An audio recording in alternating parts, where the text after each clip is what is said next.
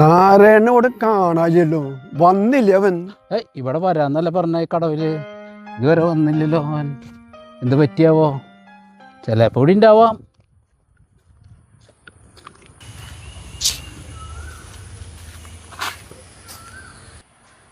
ആ ദേരിക്കണു.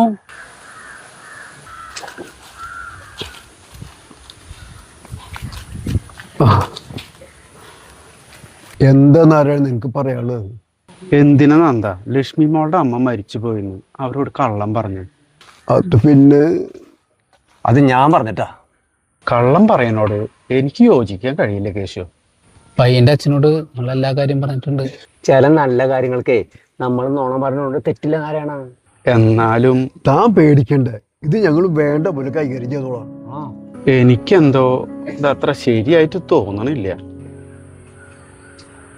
കാരണം പിന്നീടൊക്കെ അവരറിയുമ്പോ എന്റെ കുട്ടിക്ക് അവിടെ മനസമാധാനം ഉണ്ടാവാൻ വഴിയില്ല. എടോ, ഇത് അളിയന്റെ തീരുമാനമാണ്. പിന്നെ അതിന് ന്യായം ഉള്ളതുകൊണ്ട് ഞങ്ങൾ അംഗീകരിച്ചെന്ന് മാത്രം. പയ്യന്റെ അച്ഛൻ പയ്യനോട് പറഞ്ഞോളാന്ന് പറഞ്ഞിട്ടുണ്ട്. പെണ്ണ് കാണാൻ വരുന്നതിന് മുമ്പ് പയ്യനോട് എല്ലാം പറയാന്ന് മാധവൻ പറഞ്ഞിരുന്നു.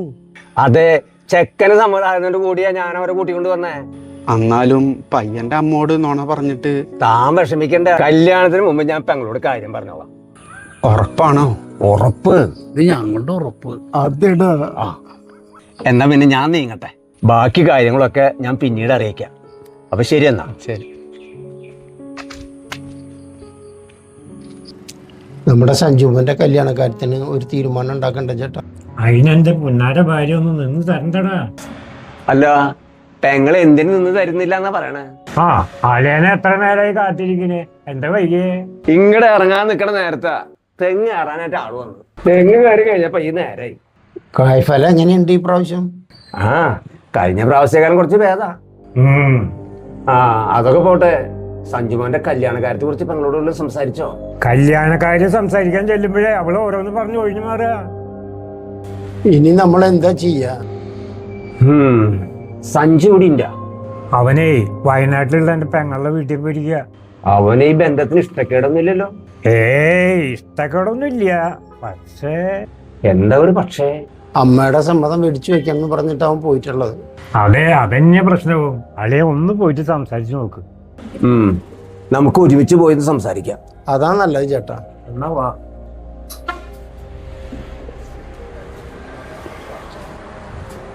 ഹായ് ചിന്നൂട്ടി.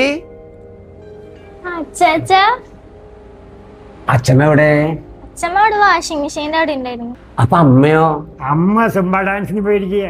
ആ അതെ, അച്ഛമ്മേനെ കണ്ടിട്ട് വരാട്ടാ. മോൾ ഇവിടെ ഇരുന്ന് കളിച്ചോ.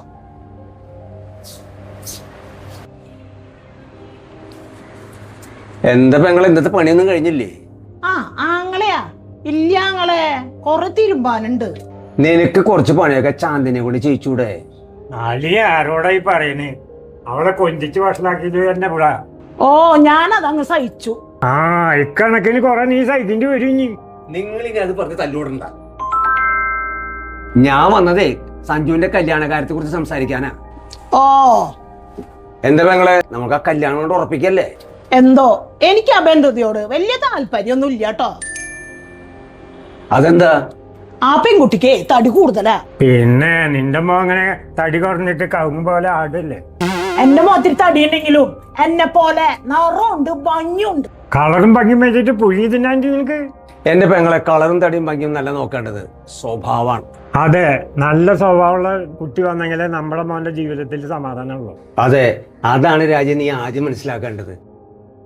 എന്റെ പെങ്ങളെ, കുറെ കാലയിലെ സഞ്ജുവിന് പെണ്ണാലോചിച്ച് നടന്നു തുടങ്ങിയിട്ട്. ദേ, ഞാനായിട്ടൊരു പെൺകുട്ടിനെ കണ്ടുപിടിച്ച് തന്നിട്ടുണ്ട്. അന്വേഷിച്ചപ്പോ നല്ല സ്വഭാവം. ഇന്നത്തെ കാലത്ത് ഈ പെൺകുട്ടികളെ കിട്ടാൻ ഭയങ്കര വിഷമാ. അതെ, ഇപ്പോഴത്തെ പെൺകുട്ടികളൊക്കെ കല്യാണത്തിന് സമ്മതിക്കില്ല. ഇതന്നെ കിട്ടിയത് പഠിപ്പ് കുറഞ്ഞുകൊണ്ടാ. എന്നാലും ആങ്ങളെ, ഇനിയും നീ എതിർത്ത് നിന്നാല് നമ്മുടെ മോനൊരു ജീവിതം ഇല്ലാണ്ടാവും. ഇനി വേറൊരു കല്യാണാലോചന പറഞ്ഞിട്ട് എന്റെ അടുത്ത് വരണ്ടട്ടാ. ഞാൻ പറയാനുള്ളത് പറഞ്ഞു. ശരി, നിങ്ങളുടെ ഇഷ്ടം പോലെ തന്നെ നടക്കട്ടെ. പിന്നെ വരവും പോക്കും ഉറപ്പിക്കലൊന്നും വേണ്ട. പിന്നെ ഏതെങ്കിലും അമ്പലത്തിൽ വെച്ച് താലി കെട്ടി സദ്യ വിളിച്ച് നാട്ടുകാർക്ക് മറ്റും ഭക്ഷണം കൊടുക്കാനായിട്ട് ഇവിടെ കാശില്ല. നീ എന്ത് വർത്താന രാജു നീ പറയണേ? തർക്കിക്കണ്ട അളിയ, പെങ്ങളുടെ ഇഷ്ടം പോലെ ആയിക്കോട്ടെ. ഏ അളി ഇങ്ങോട്ട് വന്നേ.